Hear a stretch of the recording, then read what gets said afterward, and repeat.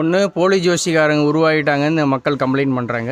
அப்படின்லாம் சொல்கிற ப்ரிடிக்ஷனை அவன் சொல்கிற மாதிரி நான் செஞ்சேன் எனக்கு நடக்க மாட்டேன்னு கம்ப்ளைண்ட் பண்ணுறாங்க. ஓகே, எனக்கு தெரிஞ்சு நான் சொல்கிறேங்க, மக்கள் எவ்வழியோ மன்னன் அவ்வழி. ஓகே, இப்போது உங்களுக்கு கரெக்டான பரிகாரம் நான் சொல்கிறேன்னு வச்சிங்களேன். இப்போ நான் சொல்கிற பரிகாரத்தை பாதி கேட்கும்போதே என்னை திட்ட ஆரம்பிக்கிறீங்க, அடிக்க ஆரம்பிக்கிறீங்க. அப்புறம் எப்படிங்க பொழப்பு நடத்த முடியும்?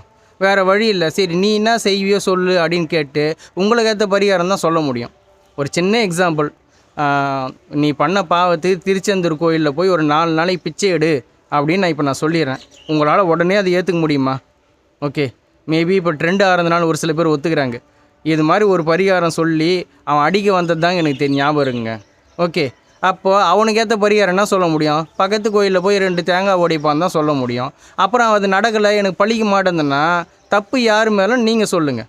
உங்கள் கர்மா கழியாமல் உங்கள் பரிகாரம் பலன் நடக்காதுங்க.